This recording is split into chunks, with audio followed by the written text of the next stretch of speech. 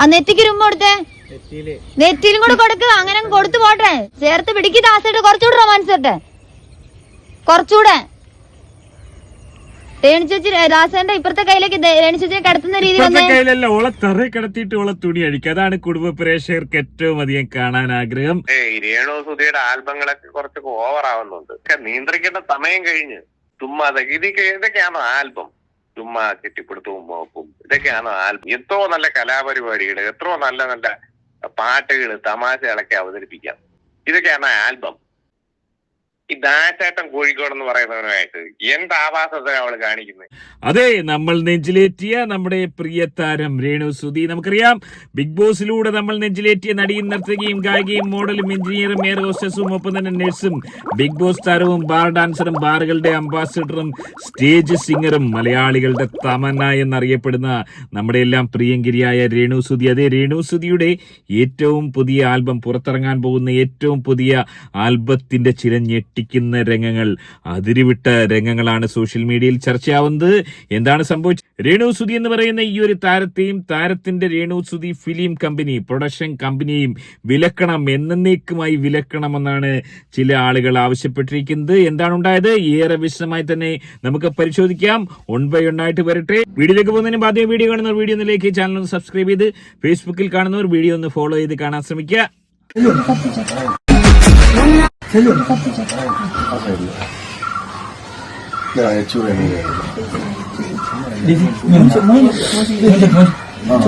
അതായത് പ്രമുഖ താരത്തിന്റെ പുതിയൊരു ആൽബം മന്ദാരച്ചെപ്പിന് ശേഷം കള്ളിപ്പെണ്ണും കള്ളുകുപ്പി എന്നുള്ള പുതിയൊരു ആൽബത്തിന്റെ ഷൂട്ടിംഗ് തുടങ്ങിയിരിക്കുന്നു. RJ ലച്ചു, പ്രോമിസിംഗ് ഡയറക്ടറായ RJ ലച്ചുവിന്റെ നേതൃത്വത്തിൽ മറ്റൊരു ആൽബം ഇറങ്ങിയാണ്. ആൽബത്തിൽ 3 പ്രമുഖ താരങ്ങളാണ് നായകന്മാരാവുന്നത്. മറ്റാരുമല്ല, നിരവധി ആളുകൾ നെഞ്ചിലേറ്റിയ ദാസേട്ടൻ കോഴിക്കോട് എന്ന് പറയുന്ന ഒരു പഹയനും ഒപ്പം തന്നെ പ്രതീഷ് കുമാർ എന്ന് പറയുന്ന ആ ഒരു പഹയൻ, അതുപോലെ തന്നെ പുതിയൊരു താരത്തിന്റെ മുൻപത്തെ ആൽബത്തിൽ അഭിനയിച്ച ഒരു താരം കൂടി എത്തുന്നുണ്ട്.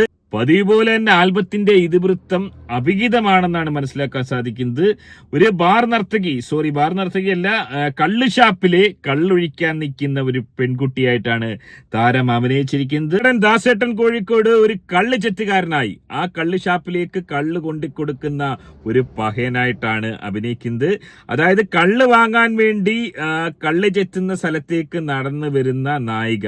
കള്ള് ചെത്താൻ വേണ്ടി തെങ്ങിന്മേ മൊത്തം കയറി ക്ഷീണിച്ച അവശനായ ഒരു പഹയൻ ദാസേട്ടൻ തെങ്ങിന്മേന്ന് ഇറങ്ങുന്ന സമയത്ത് നായിക വരികയാണ്. ആ ഒരു നായികയുടെ അങ്കലാവണ്യം കണ്ട് ക്ഷീണിതനായിട്ട് കൂടി ദാസേട്ടൻ എന്ന് പറയുന്ന ആ ഒരു കള്ള് ചെത്തുകാരൻ ഓൻ താരത്തെ കാണുമ്പോൾ, താരത്തിന്റെ അങ്കലാവണ്യവും ആ ഒരു സ്ട്രക്ചറൊക്കെ കാണുമ്പോൾ ഓൻ പരിസരം മറന്ന് താഴെ ഇറങ്ങാണ്. പിന്നീട് കാണുന്നത് ഏറെ ഞെട്ടിക്കുന്ന സംഭവങ്ങൾ തന്നെയാണ്.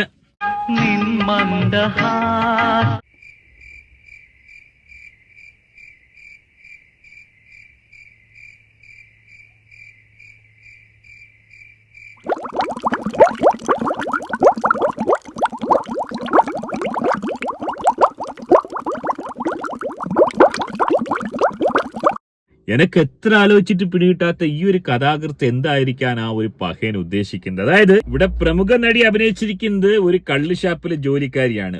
ഓളിങ്ങനെ വയല് വരമ്പത്തൂടെ നടന്നു വരികയും കള്ള് വാങ്ങാൻ വരികയും ചെയ്യുമ്പോൾ ഈ ഒരു പഹയൻ, കള്ളിയെത്തുകാരനായ ഒരു പഹയൻ തെങ്ങുമേന്ന് താഴെ ഇറങ്ങി ഉടനടി ഓളെ കെട്ടിപ്പിടിക്കുകയാണ്. രണ്ടുപേരും പ്രണയബദ്ധരാവുന്നു, ആലിംഗനത്തിലേക്ക് മുഴകുന്നു.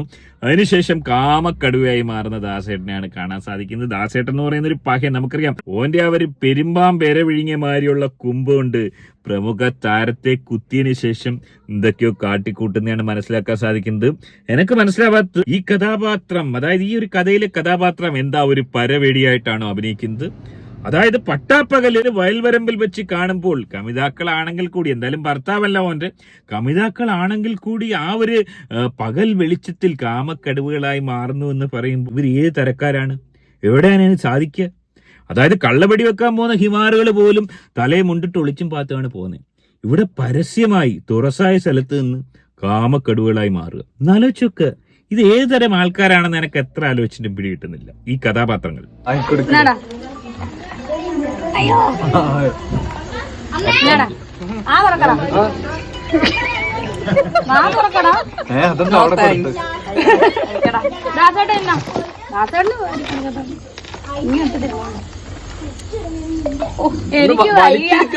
മനസ്സിലാക്കാൻ സാധിക്കുന്നത് കഴിഞ്ഞ ആൽബത്തിലുണ്ടായിരുന്ന പോരായ്മ ഇതിലുണ്ടാവാൻ പാടില്ല. 3 പ്രമുഖ നടന്മാരാണ്. ഓൽക്ക് വേണ്ട രീതിയിലുള്ള പോഷകാഹാരങ്ങൾ നൽകി നല്ല ചുണക്കുട്ടന്മാരാക്കി മാറ്റുകയാണ്. 3 പേരും നായികയുമൊത്തുള്ള കിടപ്പറ രംഗങ്ങളടക്കം പ്രണയ രംഗങ്ങളടക്കം അഭിനയിക്കുന്നുവെന്നാണ് മനസ്സിലാക്കാൻ സാധിക്കുന്നത്. ഒരുപക്ഷെ ഈ ആൽബം കഴിയുമ്പോൾ താരത്തിന് കുറച്ചധികം റെസ്റ്റ് എടുക്കേണ്ടി വരും. നല്ല രീതിയിൽ ക്ഷീണമുണ്ടാവാനുള്ള എല്ലാ സാധ്യതയും കാണുന്നുണ്ട്. ഈ അമ്മമാരെ അറിയണത് പ്രേക്ഷകർ കൂടുതലേ, അപ്പൊ അവർക്ക് അംഗീകരിക്കാൻ പറ്റുന്നില്ല. അത് വല്ലാത്തൊരു സംസാരമാണ്. അമ്മമാർക്ക് ഒന്നും അംഗീകരിക്കാൻ പറ്റത്തില്ല. അമ്മമാര് ഇതേണക്കുള്ള രംഗങ്ങളൊക്കെ കണ്ടിട്ടുള്ളവരാണ്. ഓലിതൊക്കെ കഴിഞ്ഞിട്ടാണ് കെട്ടിപ്പിടി ഉമ്മപ്പ് കഴിഞ്ഞിട്ടൊക്കെയാണ് എല്ലാവരും അമ്മമാരായത്. അതുകൊണ്ട് തന്നെ അമ്മമാരെ ഒന്നും ഇഷ്ടപ്പെടത്തില്ല, ഓലിക്ക് ഇഷ്ടമല്ല എന്നുള്ള ആ രീതിയിലുള്ള ഒരു കൊച്ചാക്കിയുള്ള സംസാരമൊന്നും വേണ്ട. അമ്മമാരൊക്കെ ആവശ്യപ്പെട്ടിട്ട് തന്നെയാണ് ഇത്തരം സീനുകളിലുള്ള ആൽബങ്ങൾ കൂടുതലായിട്ട് അഭിനയിക്കുന്നത്. അത് നമുക്ക് എല്ലാവർക്കും അറിയാവുന്ന കാര്യങ്ങളൊക്കെ തന്നെയാണ്. താരത്തിന്റെ ആരാധകർ എപ്പോഴും കുടുംബ പ്രേക്ഷകരും അമ്മമാരും തന്നെയാണ്, കൊച്ചുകുട്ടികളും. പിന്നെ മറ്റു ചില പരാതികളുമായിട്ട് വരുന്ന പഹയന്മാര് വീട്ടിൽ പോകുന്നില്ല, ഋതപ്പനെ നോക്കുന്നില്ല, കുഞ്ഞിന് ചോറ് വാരി കൊടുക്കുന്നില്ല എന്നൊക്കെ പറയുന്ന പഹയന്മാർക്ക് വേണ്ടി കുഞ്ഞിനെ ലാളിക്കുന്ന ഒരു റീൽസ് കൂടി താരം പുറത്തുവിട്ടിരിക്കുകയാണ്. വരട്ടെ. വലുതാകുമ്പോ അമ്മേനെ നോക്കുവോ? എങ്ങനെ നോക്കും?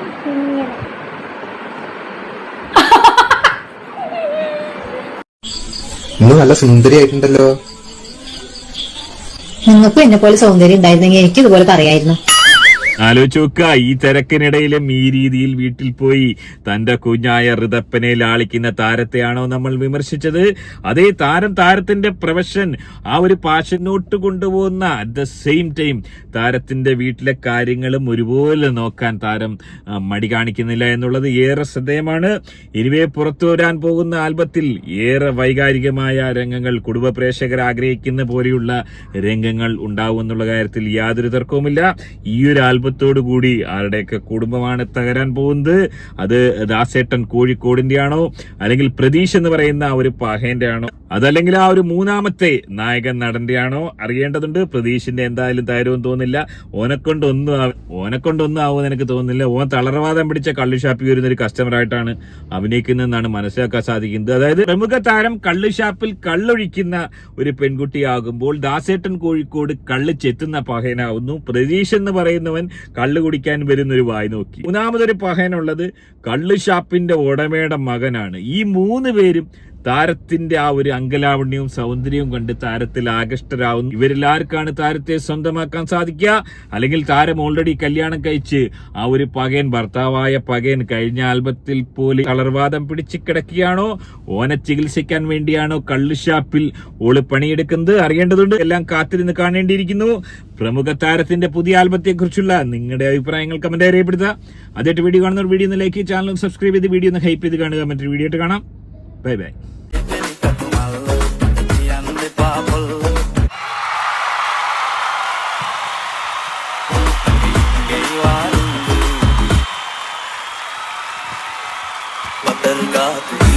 Waterga,